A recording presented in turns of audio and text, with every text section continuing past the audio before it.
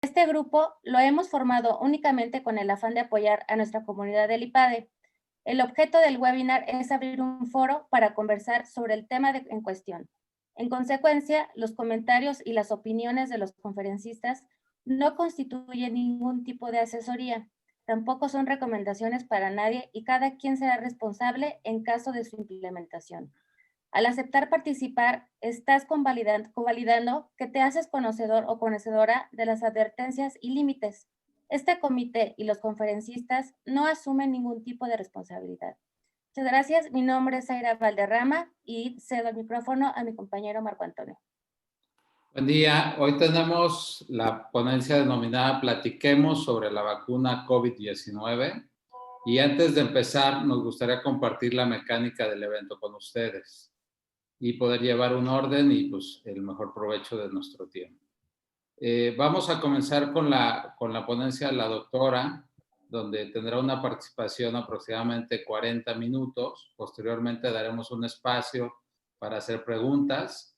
Para ello les pedimos que por favor anoten las preguntas que les vayan surgiendo durante la plática en el chat, que va a estar en la parte inferior derecha de su pantalla. Y bueno, les pedimos que las preguntas sean lo más concretas posibles para poder tener la posibilidad de contestar el mayor número de preguntas. Y al final pediremos una encuesta de retroalimentación a la conferencia a través de una liga que les estaremos compartiendo. Bueno, les pedimos mantener en silencio sus micrófonos y su video. Y muchas gracias y bienvenidos.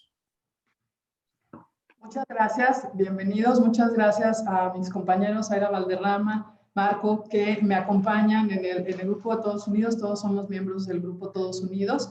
Y por supuesto, muchísimas gracias, doctora. Para nosotros es un gran privilegio contar con una personalidad como tú. Les agradecemos a todo el público también que se estén tomando este cafecito mañanero con nosotros para platicar de un tema de sumo interés y que de verdad, como lo hemos venido manifestando dentro de Todos Unidos, la información puede hacer la diferencia entre la vida y la muerte el día de hoy.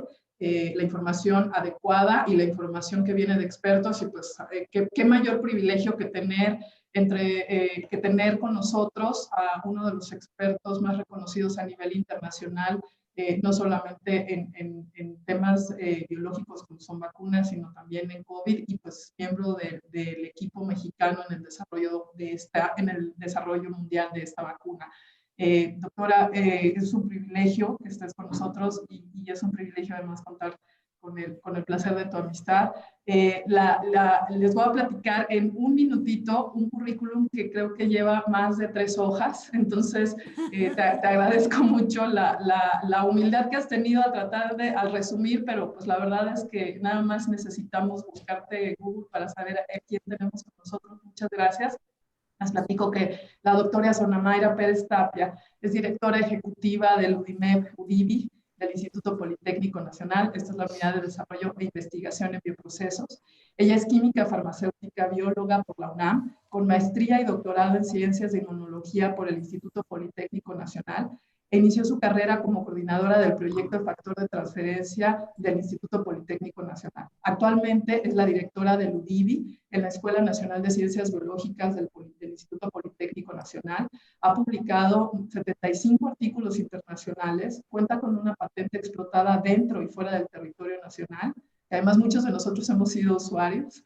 Es miembro del SNI nivel 2 y EDI nivel 9, responsable técnico de proyectos apoyados por CONACYT en programas nacionales estratégicos, miembro activo del consorcio científico innovador en vacunas de la Secretaría de Relaciones Exteriores, experta en regulación de biotecnológicos y en los últimos 5 años se ha enfocado en impulsar el descubrimiento, optimización, caracterización y desarrollo de anticuerpos terapéuticos y de péptidos inmunomoduladores para uso humano.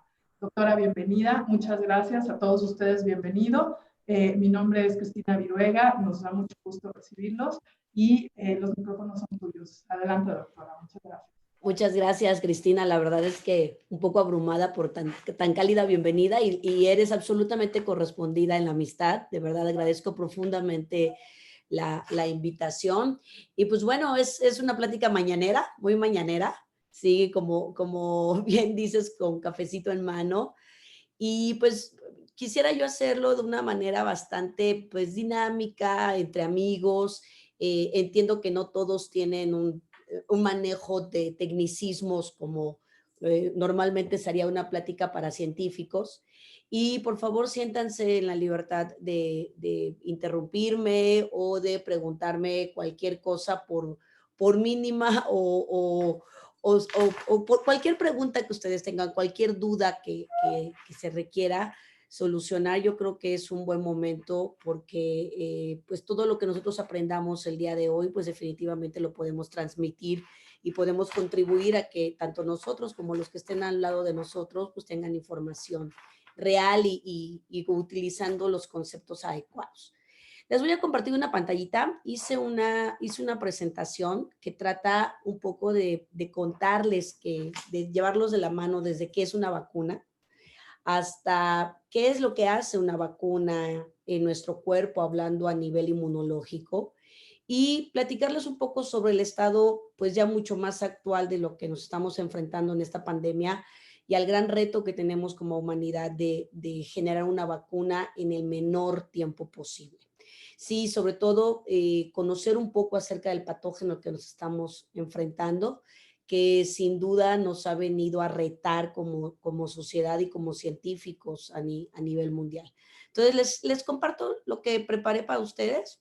Si hay algún problema con el corrimiento de las slides, me lo informan, por favor. Está perfecto, doctora, se ve muy bien.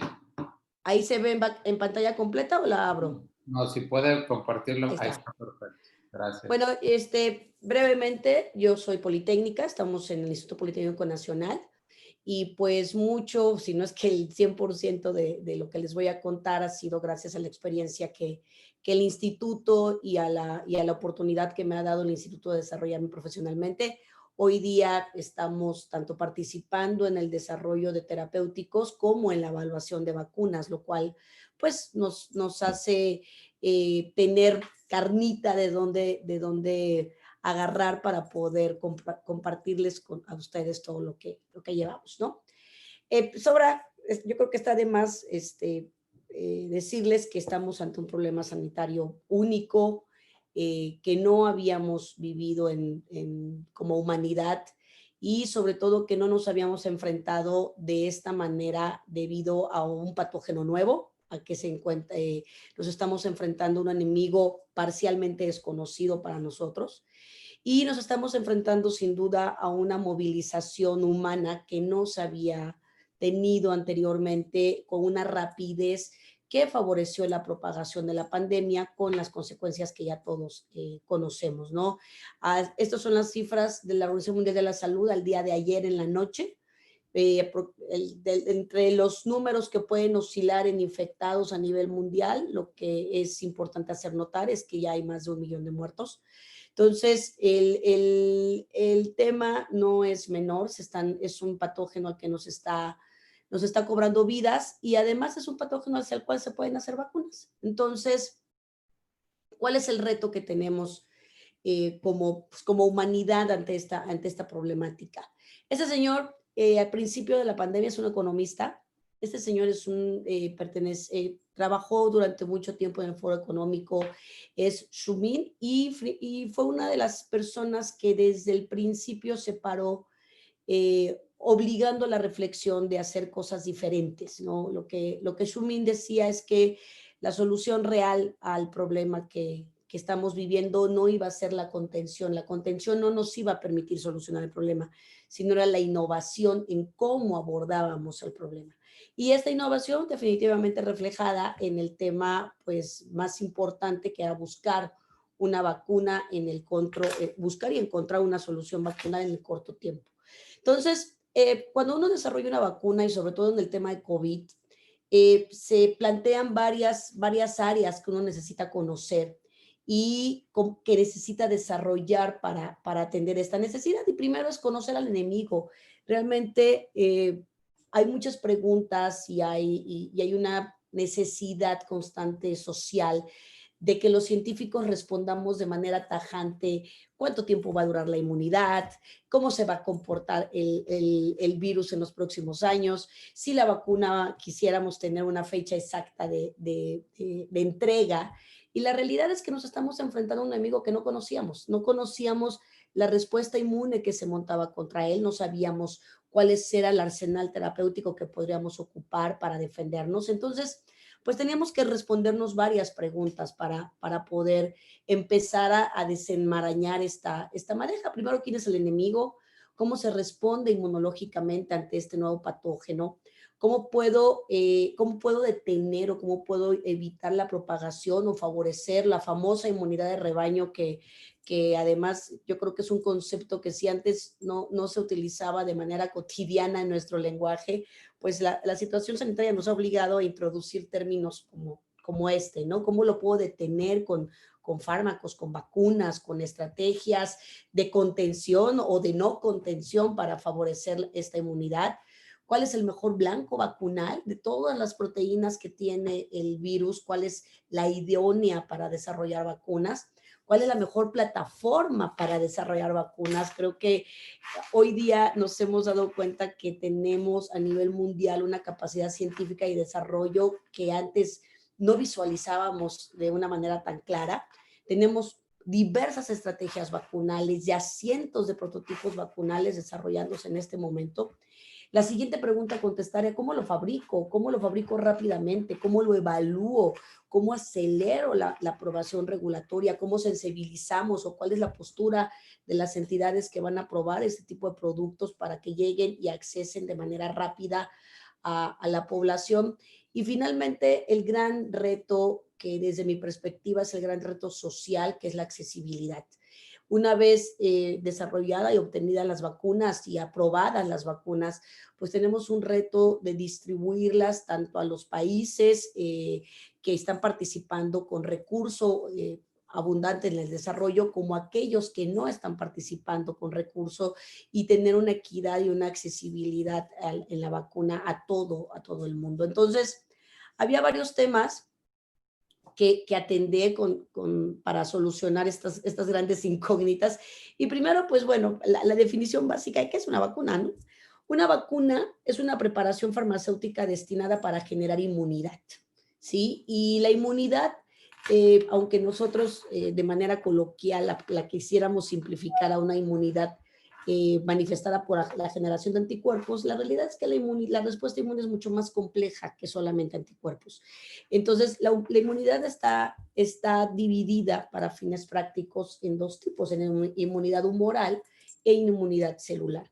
La inmunidad humoral está caracterizada por la producción de anticuerpos y en el ideal estos anticuerpos tienen que ser de larga duración para generar una protección a largo plazo. Y la inmunidad celular, como bien lo dice su nombre, son células que se quedan ahí con la información adecuada hacia el antígeno que los estimuló y que son células de memoria que van a tener la capacidad de activarse rápidamente. Normalmente estas células, pues bueno, algunos de manera coloquial los conocemos como las defensas del cuerpo, pero en realidad son linfocitos, son dos subclases de linfocitos que son muy importantes para que se genere inmunidad de la inmunidad de memoria y por ende que haya anticuerpos de larga duración, y son tanto los linfocitos B como los linfocitos T. Entonces, para fines prácticos, una vacuna lo que hace es estimular respuesta inmune.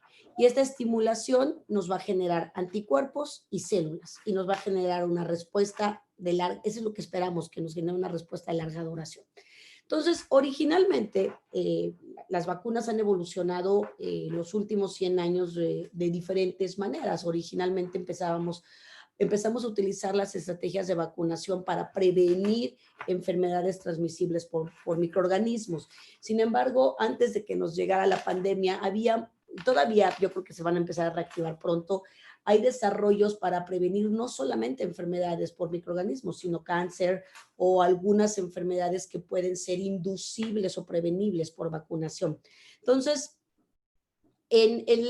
las vacunas o la inmunidad, pues entendiendo que las vacunas son inductores de una inmunidad, A veces es necesario reflexionar y entender los conceptos de inmunidad, ¿no? Nosotros somos inmunes cuando, de dos maneras, de una manera natural o de una manera artificial, vamos a ponerlo entre comillas. Y la inmunidad también se puede clasificar de dos tipos, de una inmunidad activa, o sea, que nosotros mismos generamos los anticuerpos y las células, o pasiva, cuando esas células o esos anticuerpos se generan en otro individuo y esas células o anticuerpos se utilizan para desarrollar diferentes estrategias terapéuticas. Entonces, estas respuestas inmunes a las que nosotros estamos buscando inducir con una vacuna son respuestas inmunes activas. Normalmente las respuestas inmunes activas de manera natural se dan cuando nos enfermamos, cuando nos sometemos directamente al influjo del patógeno. Las respuestas inmunes activas de manera artificial se dan cuando nos vacunamos. Entonces, lo que nosotros estamos tratando de buscar a nivel, digamos, en la optimización es una respuesta inmune activa artificial, porque lo que estamos induciendo es a través de las vacunas, pero lo que queremos es que sea una respuesta que esté caracterizada tanto por anticuerpos como por células. Entonces, de eso se trata la vacunación, de engañar, vamos a decir, un poquito al tiempo, porque normalmente en un proceso estándar, cuando el patógeno está circulando, pues poco a poco empieza a infectar a las personas y las personas van adquiriendo inmunidad natural. Esa inmunidad natural se va distribuyendo en cada vez más un número mayor de personas y poco a poco se va adquiriendo una inmunidad de rebaño, que es cuando hay un número importante de personas con ya inmunidad contra el patógeno que evita la transmisión del patógeno. Lo que nosotros estamos haciendo con la vacunación o lo que nosotros queremos inducir con la vacunación es que esa inmunidad de rebaño se obtenga en un periodo de tiempo mucho más corto y obviamente al adquirir esta inmunidad evitar la saturación de los sistemas de salud y con ello el caos que pues ya nos hemos dado cuenta que ha sucedido en los últimos meses. Cuando la vacunación empieza a desarrollarse, originalmente, como les contaba, estaba enfocada a atender enfermedades transmisibles por patógenos. Sin embargo, la evolución de las vacunas en los últimos 100 años de desarrollo de vacunas nos han impulsado a a observar las diferentes necesidades vacunales que tenemos por grupos poblacionales, ¿sí? Ahí nuestra sociedad ha cambiado, la expectativa de vida cambió. Originalmente se pensaba en vacunación únicamente en infantes, ahora estamos pensando en vacunar también a adultos mayores, a generar estrategias de revacunación. Entonces, ¿por qué? Porque tenemos una expectativa de vida mucho más larga y tenemos que asegurarnos que en toda esa expectativa de vida haya una protección contra las enfermedades prevenibles por vacunación. Se identificaron también necesidades de inmunización por grupo. ¿A qué se refiere esto? Hay personas viajantes, necesitan tener una protección o personas que se mueven por diferentes partes del mundo, una protección mayor hacia otro tipo de patógenos que personas que se encuentran solamente localizadas en una zona muy particular. Y se identifican también necesidades por áreas. Hay enfermedades endémicas en las cuales se necesita lograr esa inmunidad de rebaño, pero solamente donde circula el patógeno. Entonces, estas necesidades de vacunación presionaron el desarrollo de nuevas estrategias vacunales. Originalmente, cuando nosotros empezamos vacunando en el siglo pasado, empezamos vacunando con microorganismos vivos o microorganismos atenuados. Posteriormente, hemos ido migrando esas plataformas de vacunación a utilizar cada vez estructuras más pequeñas de esos microorganismos o de las células contra las que queremos inducir una respuesta inmune, o en las últimas estrategias más modernas, ya no solamente utilizamos pedacitos de microorganismos, sino utilizamos información genética del microorganismo para inducir que esa información chiquitita se exprese dentro de nuestro cuerpo, que son las vacunas de DNA o las vacunas de RNA, que son, digamos, lo último en tecnología vacunal que existe. Pero hemos pasado desde el microorganismo completo, vivo, atenuado o muerto, hasta la información génica que podemos tener a través de vacunas de DNA o de RNA. Hemos explorado diferentes plataformas vacunales. Se han desarrollado actualmente vacunas de subunidades, vacunas de proteínas, vacunas con péptidos, vacunas con pseudovirus o vacunas con soportes con partículas parecidas a virus, que no son virus infectivos, sino que tienen adornados o decorados antígenos o proteínas del patógeno hacia el cual queremos montar una respuesta. Y todas estas plataformas nos han dado la posibilidad de tener diferentes estrategias vacunales contra diferentes patógenos.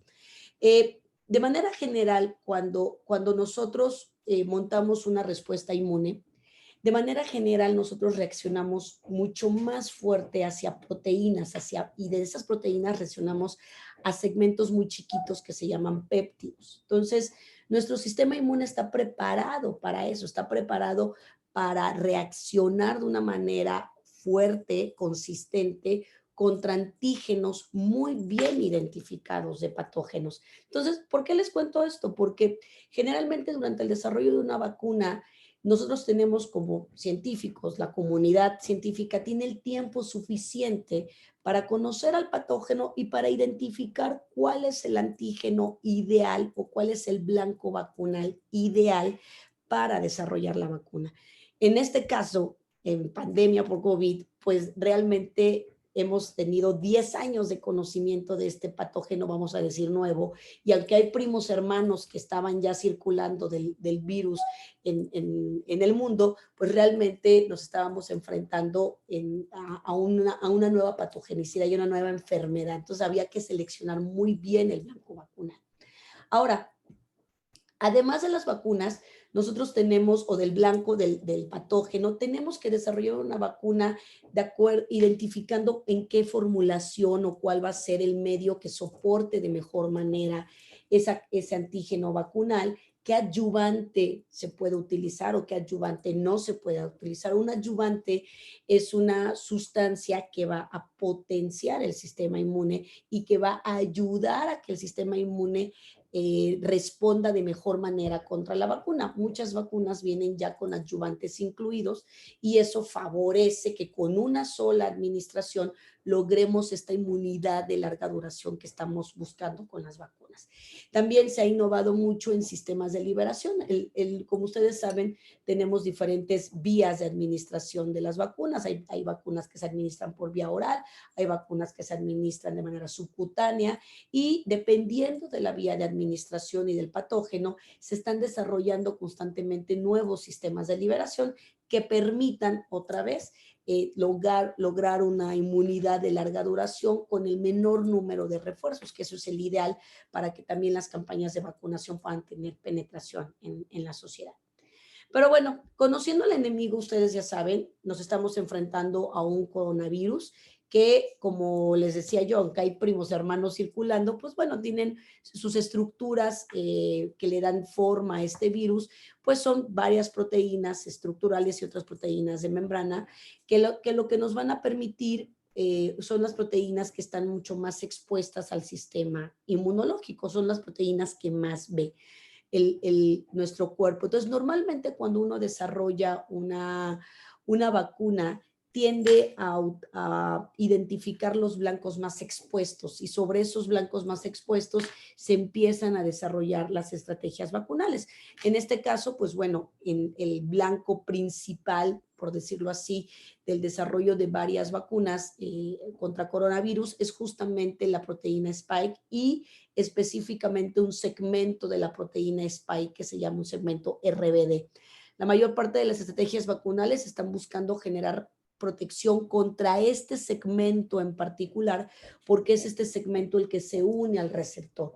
Entonces, de una manera simplista, si nosotros logramos inducir anticuerpos contra la RBD, pues lo que estamos haciendo es inhibir la unión del virus con el receptor e inhibir la infección que se genera por el virus. Entonces, digamos que el blanco más usado en este momento para el desarrollo de vacunas contra COVID es sin duda la proteína Spike y particularmente el segmento RBD de la proteína. Entonces, eso es un poco lo que les explicaba. Lo que se busca es impedir la penetración del virus al impedir el sitio de unión con un anticuerpo. Entonces, digamos que esto es lo que estamos buscando en las diferentes estrategias que se están desarrollando contra COVID. Yo les decía que aunque el patógeno es, vamos a decir, nuevo, hay primos que se parecen a este virus que ya estuvieron circulando hace un par de años en esta región y que permitió también a los científicos tener un poquito más de conocimiento sobre las estructuras del virus y además permitió que algunas de las plataformas que se están desarrollando para generar vacunas ya hubiesen sido evaluadas en su seguridad.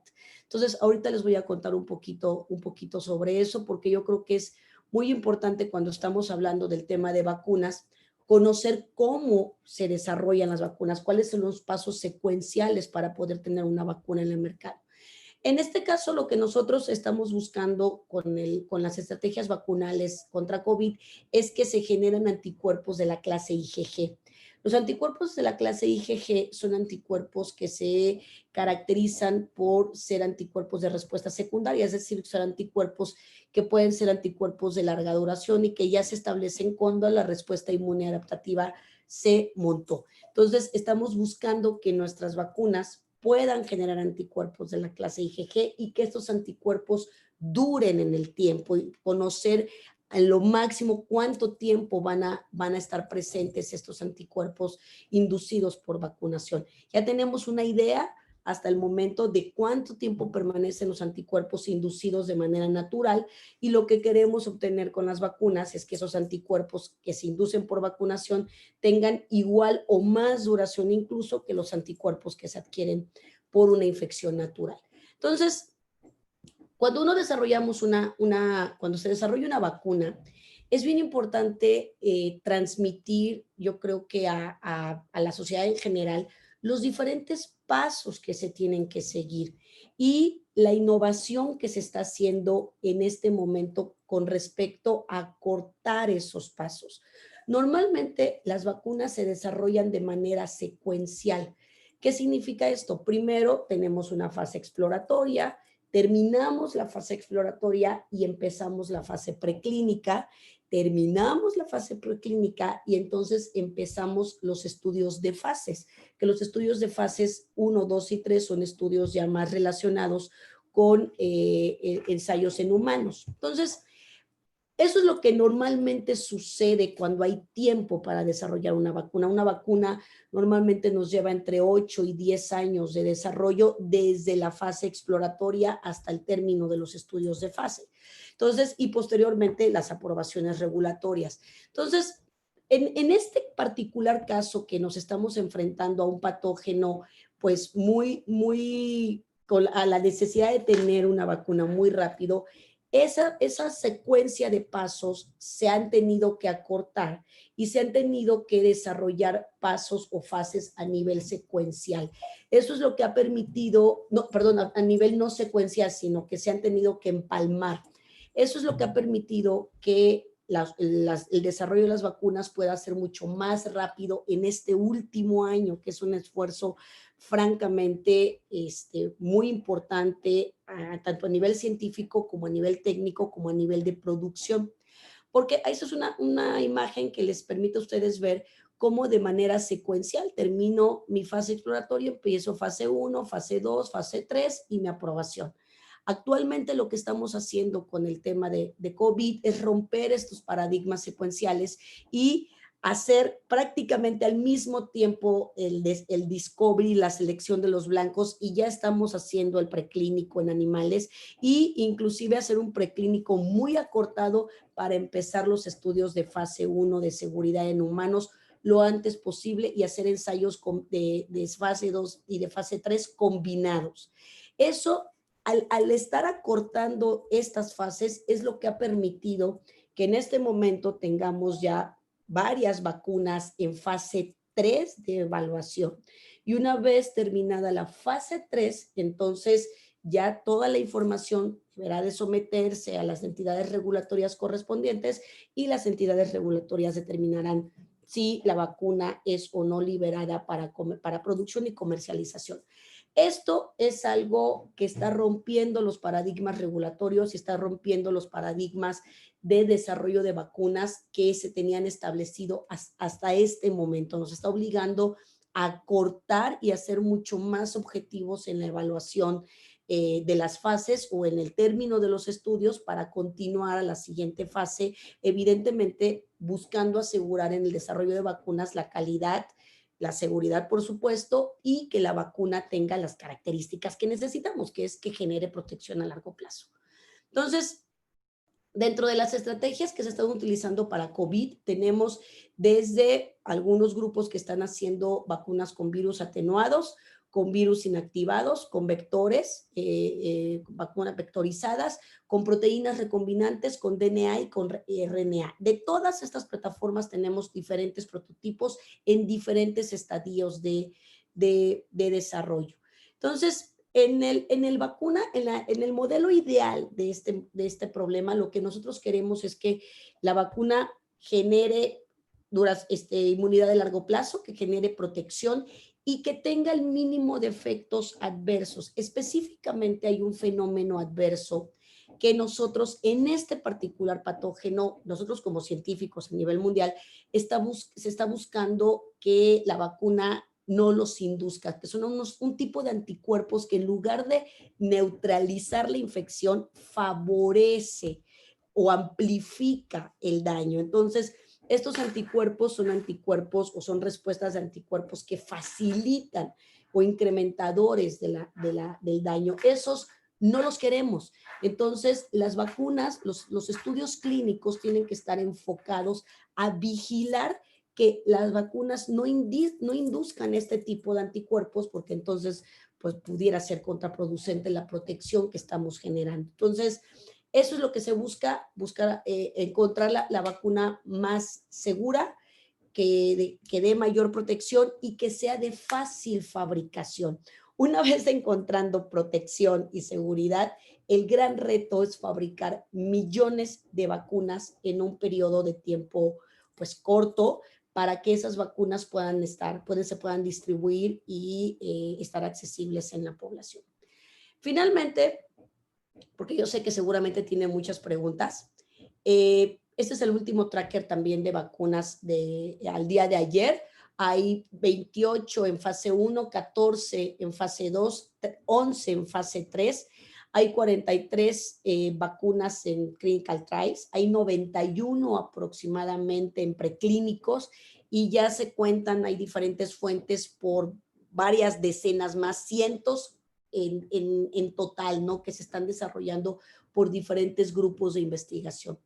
Una de las grandes preguntas que alguien me hacía hace un par de semanas es si solamente se va a probar una sola vacuna. Y la respuesta es no, el objetivo es que llegue más de una vacuna, que termine todo el ciclo de evaluación y que haya más de una vacuna que demuestre tanto seguridad como eficacia para que haya más posibilidades de dar una cobertura a nivel mundial mucho más rápido y por ende se alcance la tan anhelada inmunidad de rebaño que nos permita retomar nuestras actividades, digamos, lo más normal posible, lo antes posible, ¿no? Entonces, ese es el estado actual. Hay un sinnúmero de competidores en esta carrera, ¿sí? No va a haber solamente un ganador, va a haber varios ganadores. Ustedes inclusive las noticias nos dejan ver que hay 2 o 3 que están más a la cabeza, que bueno, son los que están desarrollando ya sus fases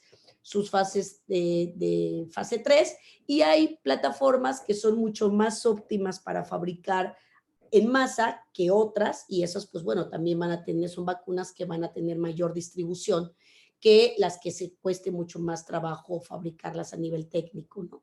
Entonces tenemos vectores virales, tenemos vacunas con base de proteínas, tenemos virus completos, ya les comenté que el gran reto es evitar ADES o evitar estos anticuerpos que potencian la enfermedad. y la innovación regulatoria que se está haciendo a nivel mundial. Hubo un consenso, afortunadamente, desde el principio de la pandemia, y ya la FDA hace un par de semanas sacó una guía específica para el desarrollo de vacunas contra COVID, que ponen de manifiesto el esfuerzo regulatorio y el esfuerzo de los grupos de científicos que apoyan a las instancias regulatorias para evaluar de una manera mucho más rápida y objetiva las diferentes plataformas vacunales que existen. Entonces, finalmente, ¿qué estamos haciendo en México? México no se puede quedar atrás en el desarrollo de vacunas por varios motivos. El primero, porque pues tenemos que tomar una actitud mucho más participativa, mucho más dinámica, que solamente estar viendo cómo se desarrollan las vacunas fuera de nuestro país y pues estar solamente observando, no de manera pasiva. En México existe la competencia técnica, existen grupos de científicos con muchísima experiencia en el desarrollo de vacunas en diferentes partes del país. Tenemos el grupo del IBT, el grupo de Baja California, el grupo de San Luis Potosí, Zacatecas, por supuesto, la Escuela Nacional de Ciencias Biológicas, el TEC de Monterrey. Hay diferentes grupos de científicos que tienen ya mucha experiencia en el desarrollo, tanto en el descubrimiento como en el desarrollo de vacunas. Entonces, al inicio de la pandemia, la Secretaría de Relaciones Exteriores hizo un levantamiento a nivel institucional de cuáles eran los diferentes prototipos vacunales que se estaban desarrollando en nuestro país, y se nos invitó a participar en un consorcio. De ese consorcio emanaron 4 propuestas de desarrollos vacunales que se sometieron a CEPI. CEPI es una organización, CEPI, Gavi, COVAX, son organizaciones a nivel mundial que cuentan con el recurso, cuentan con una bolsa de recurso importante aportados por los diferentes países que conforman estas organizaciones. Y pues bueno, el objetivo era someter las propuestas de desarrollo de estos prototipos vacunales a CEPI, porque pues el fondeo era importante.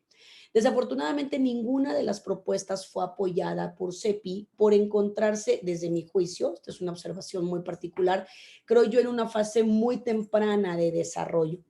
De su sometimiento a este momento, estas vacunas, estos 4 prototipos han avanzado todavía más. Ninguno está en estudios de fase 1 humanos todavía.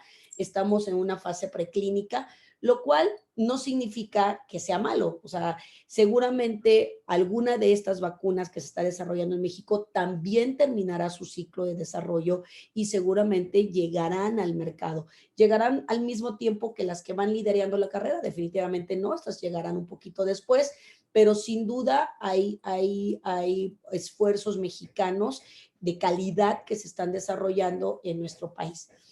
Posteriormente también se creó, a partir del Consejo Nacional de Ciencia y Tecnología y de la COFEPRIS, un grupo, un comité científico para evaluación de las vacunas. Esto fue informado por nuestro subsecretario hace un par de semanas.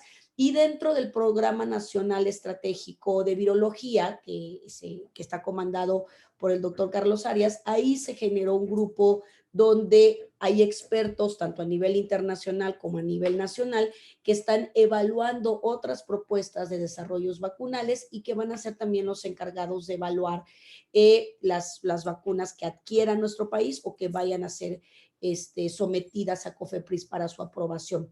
¿Qué les quiero transmitir con esto? Competencia técnica en nuestro país hay decenas de profesionistas, inmunólogos, bioquímicos en la UNAM, en el POLI, en el IMSS, que realmente se cuenta con la competencia para evaluar, para desarrollar las vacunas, y eso creo que como sociedad nos debe de dar una tranquilidad de que las vacunas que lleguen al mercado mexicano van a ser vacunas que están siendo evaluadas y caracterizadas por los expertos mexicanos y por personal de primer nivel. En eso creo que podemos tener toda la certeza. Entonces, pues bueno, esto es un overview de lo que les quería yo comentar, y pues estoy abierta a sus preguntas y a sus dudas sin ningún problema. Muchísimas gracias, doctora. Pues la verdad es que muchas de las preguntas que habíamos recibido previamente por las redes sociales, porque nos dimos a la tarea de lanzar la pregunta antes pues de la gente interesada, muchas se respondieron ya con la explicación que amablemente nos das. Teníamos dos esquemas para hacer preguntas, uno directamente por el chat y otro con preguntas abiertas. Entonces, si gustan, iniciamos con las de redes sociales y después, que no han quedado resueltas todavía, después con las que van ustedes afortunadamente poniendo en el chat, y concluimos si alguien quisiera hacer una pregunta de forma directa, y además de agradecerte y felicitarte por la claridad en la exposición.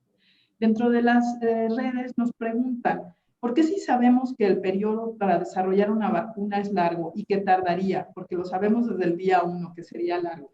¿Por qué no se gestionó el conocimiento de cada país para en paralelo compartir con el mundo el medicamento que cura y las muertes que se hubieran evitado? En síntesis, ¿por qué vacuna y no medicamento? ¿Por qué no ambas en paralelo? Se están desarrollando ambas en paralelo.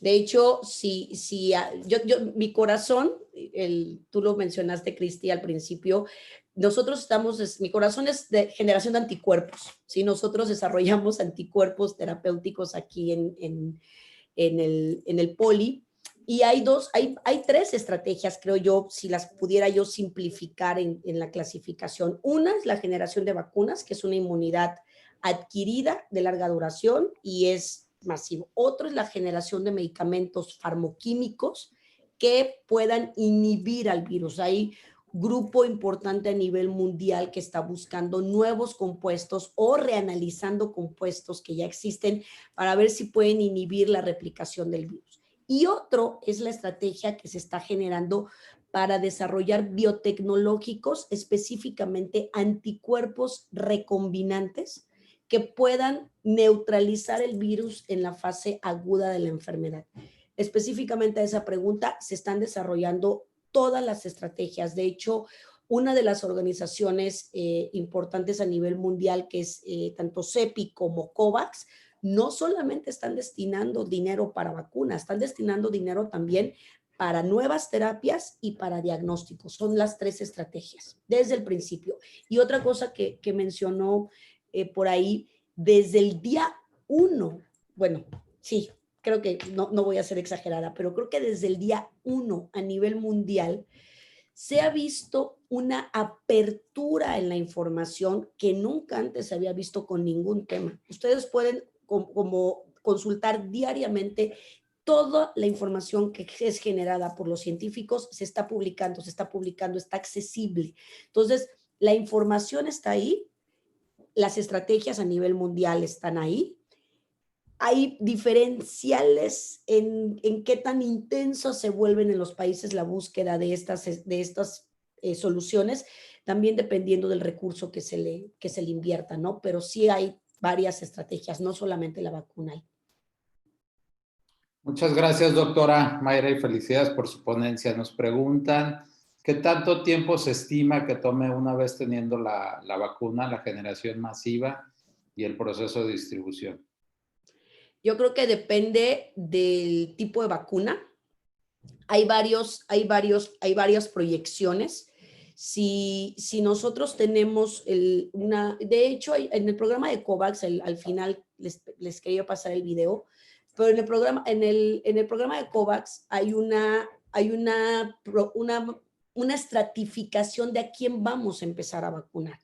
Realmente, los primeros que se van a vacunar, por lógica, son el personal de salud, el que necesita estar protegido contra todos los patógenos, porque son los que tienen que atender a los pacientes.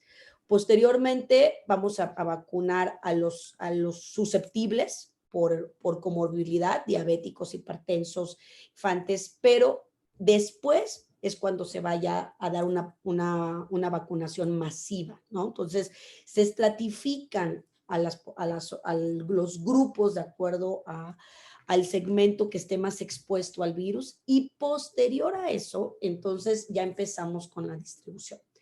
¿En cuánto tiempo vamos a alcanzar una inmunidad de rebaño a nivel mundial? Yo creo que son varios años, entre que se producen las vacunas, entre que llegan más vacunas. Evidentemente esto se acortará si tenemos varios prototipos vacunales fabricándose. A lo mejor vamos a tener en circulación una vacuna de virus o de vectorizada, una vacuna de proteínas, una vacuna de péptidos, una vacuna de RNA. Cada una de esas se va a estar fabricando en diferentes compañías o en diferentes ahora sí, plantas, y se van a estar distribuyendo a nivel mundial, pero nos va a llevar varios, yo creo, años, sino a finales del 2022, yo creo mediados del 2022 ya logra una cobertura suficiente, si no es que un poquito más. Todo depende de cómo se lleven a cabo los procesos de fabricación. Gracias, Y de doctora. distribución no va a ser sencillo, ¿eh? No va a ser sencillo. Las cadenas frías, los frasquitos, no más millones de frasquitos, millones de dosis. Imagínate 200 millones de dosis, menos de un año, al menos para un país, es un reto técnico y de infraestructura muy importante. Gracias, doctora. Doctora. Tenemos otras preguntas y te preguntan si se sigue el mismo proceso y lleva el mismo tiempo para el desarrollo de vacunas contra las mutaciones del virus. Fíjate que afortunadamente parece que esos pequeños cambios que ha habido en el virus no tienen impacto en la estrategia o en el blanco seleccionado para el prototipo vacunal. Afortunadamente parece que no nos estamos enfrentando a un virus que cambie tanto, ¿no? Entonces, no ha habido hasta el momento un reporte que nos indique que hay que estar cambiando el antígeno, que el antígeno cambiara tan rápidamente que la vacuna que se esté desarrollando ahorita, todos los ensayos que están haciendo, pues no sirviesen. Parece que por ahí no va con COVID, afortunadamente, ¿eh? Y otra pregunta es si este proceso acelerado que ha tenido esta vacuna se va a poder replicar para otro tipo de vacunas para requerir menor tiempo en su desarrollo o solo se ha hecho por esta emergencia. Pues fíjate que eso es lo que yo quisiera que pasara, ¿no? Es una cuestión regulatoria, y de seguridad también. Déjenme contarles que una de las condiciones para que el proceso acelerado se dé es que los desarrolladores de vacunas utilicen una plataforma o una estrategia tecnológica donde ya tuviesen datos previos con otras vacunas. ¿Qué quiere decir esto? Que ya tuviesen datos preclínicos con el mismo soporte, pero con antígenos diferentes. No sé si me explico, que ya hayan tenido experiencia con otras vacunas, con otros patógenos, para que la información de seguridad que ya tienen de años anteriores la pudieran mostrar como un soporte ante la entidad regulatoria y obviar o adelantar algunos ensayos sobre todo de seguridad en animales, de toxicidad y de seguridad en animales. Esto es bien importante porque las fases preclínicas, cuando son plataformas completamente nuevas, son absolutamente necesarias. O sea, hay que hacer ensayos de toxicidad, hay que hacer ensayos en diferentes sexos, hay que revisar dosis, hay que revisar adyuvantes, formulaciones, y todo eso lleva tiempo. La vía acotada, la vía rápida, es cuando ya tenemos experiencia previa, ya tenemos resultados previos de seguridad y de toxicidad o en preclínicos con la misma plataforma vacunal, pero contra otro antígeno. Por eso es que se han podido acortar. Si no, se tienen que hacer ensayos preclínicos a fuerza. Ojalá sí haya un movimiento regulatorio lo suficientemente importante como para darnos cuenta que hay pasos que se pueden acortar y no hacer tan largos los desarrollos, no solamente para vacunas, también para medicamentos. A veces, miren que yo soy muy respetuosa de la regulación, es más, me gusta, he participado en los temas de las normas, pero creo que la ciencia y la tecnología ha avanzado a tal nivel en la actualidad que debemos de ser un poco más confiados en nuestra tecnología y evitar tantos controles que a veces son innecesarios desde mi juicio, desde mi particular juicio. Yo creo que todas las instancias regulatorias van a tomar esto en cuenta para acortar los desarrollos, y porque finalmente estos desarrollos lo que nosotros queremos es que estén en la sociedad y a la disposición lo más rápido posible. No puede, un desarrollo de un medicamento se puede tardar 10 años, 15 años, ¿sí? O sea, es francamente, algo tenemos que innovar. Yo espero que cambien algunas cosas para bien. Así es, coincido desde el punto de vista del área regulatoria, coincido 100% contigo. Querida Sonia, el doctor Luis Fernando Hernández Lezama te manda un afectuoso saludo y nos pregunta, bueno, por supuesto le mandamos un saludo también a él junto con todo nuestro reconocimiento y admiración, y nos pregunta qué opinas de los efectos adversos que se presentaron con la vacuna de AstraZeneca. Fíjate que el tema de efectos adversos en las vacunas se maneja de una manera, creo, con no suficiente información. A mí no me sorprenden los efectos adversos en las vacunas. De hecho, para eso son los estudios de fase, para identificar cómo se va a comportar la vacuna en diferentes individuos. Ahora, los eventos adversos, pues, se deben de clasificar de manera previa a la aprobación de cualquier medicamento o a la aprobación de cualquier vacuna.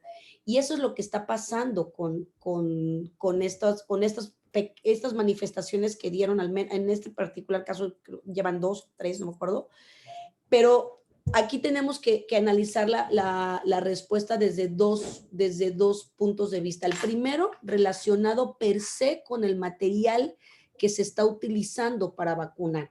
Si es una proteína, el adyuvante, si es una vacuna vectorizada, si es la formulación. Tenemos que identificar si alguno de estos elementos son los inductores de esa reacción.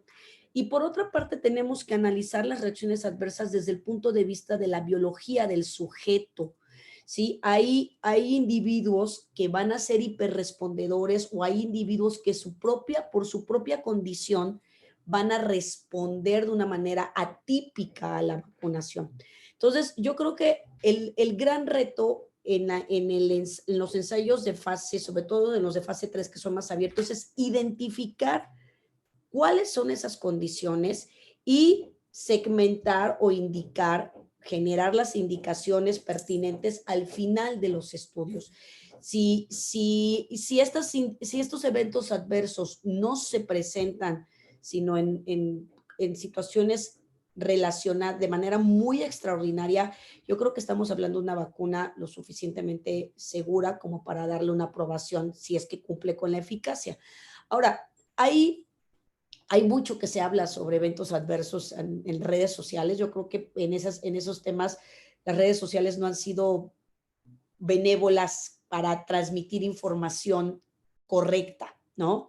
Y se le atribuyen a las vacunas pues condiciones hasta mágicas, y chips, autismo, no sé, malformaciones, y realmente no hay una evidencia, no hay un reporte científico sustentado que demuestre que las vacunas tienen los efectos adversos que dicen por ahí, ¿no? De hecho, el primer reporte que dio pie a todo el tema de autismo fue un reporte que posteriormente declinaron de la revista, se retractaron, sacaron diversas comunicaciones argumentando que la metodología de análisis había estado equivocada. Sin embargo, pues algo quedó y la gente sigue teniendo sus dudas. Y con respecto ya específicamente a la de Astra, también Astra ha manifestado que fueron eventos adversos relacionados con la condición del individuo más que por la vacuna per se. Gracias, doctora. Antes de continuar con la siguiente pregunta, solamente recordarles a todos los que nos están acompañando que del lado derecho de su pantalla está en el chat el link para que entren a contestar el cuestionario y nos hagan sus comentarios o sus recomendaciones. Y la siguiente pregunta, doctora, es referente al factor de transferencia. Pregunta si realmente ayuda a fortalecer el sistema inmune. Bueno, yo no puedo negar la cruz de mi parroquia, ¿verdad? O sea, realmente, pues el tema de factor es parte medular de mi carrera científica, que yo ya no le voy a llamar factor de transferencia más nunca, porque la cosa está, hay miles de productos ahí que se publicitan que no son productos del instituto, que no están avalados por el instituto y que utilizan recovecos regulatorios y otros, vamos a decir, métodos para poderse difundir diciendo que es factor de transferencia. Eso yo no tengo ni la más remota idea de qué es lo que están vendiendo. Ahora, nosotros aquí en el instituto estamos desarrollando un protocolo clínico que está en evaluación por la autoridad.